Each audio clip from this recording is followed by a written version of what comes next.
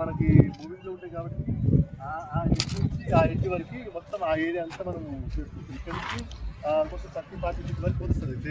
తోట అక్కడ పెడతాం. ఆ చెట్టు తీసి ఆడ కుర్చీ ఉండేది సార్, చేస్తుంది ఈ చేసిన కూడా కుర్చీ ఉంటుంది ఆడ అదే చేస్తుంది. కానీ ఆ చెట్టు తీసేస్తే పెడతాం.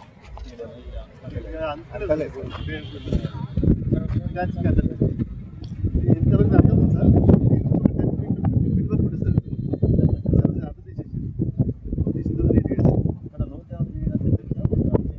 లోతు రాదు సార్, వాటర్ రాదు. ఎందుకంటే మట్టి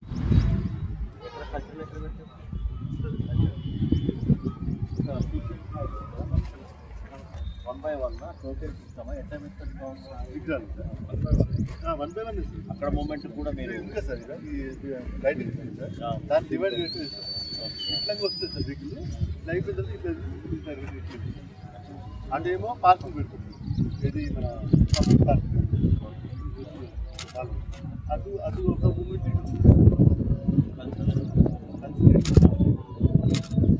అక్కడ మండపాలను అటు చూస్తుంది సార్. ఎందుకంటే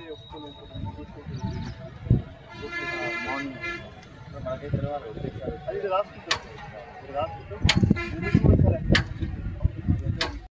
5వ తారీఖు నిమజ్జనం చేసుకుంటామని చెప్పి పీస్ కమిటీలో అందరూ చెప్పడంతో ఆ రోజుకి అన్ని ఏర్పాట్లు చేయడం జరిగింది. టౌన్లో ప్రతిరోజు కూడా వాళ్ళకి ఏమైనటువంటి విఘ్నం లేకుండా మొత్తం ఏర్పాట్లు లైటింగ్ కానీ ఇతరత్ర కానీ చేయడం జరిగింది. ప్రభుత్వ ఆదేశాల మేరకు ఉచిత కరెంటు మండపాలన్నిటి కూడా విద్యుత్ శాఖ వారు ఇచ్చారు. తాగునీరుకు కానీ ఇతరత్ర కానీ ట్రాఫిక్ కానీ ఏ ఇబ్బంది లేకుండా పోలీసు వారు కానీ రెవెన్యూ మరియు మున్సిపల్ అందరూ కూడా అన్ని ఏర్పాట్లు చేస్తున్నారు. దానిలో భాగంగా డీసీపీ గారు, అడిషనల్ కలెక్టర్ గారు, మరి రెవెన్యూ మరియు లోకల్ బాడీస్ అందరూ కూడా ఏర్పాట్లో నిమగ్నమై ఉన్నారు.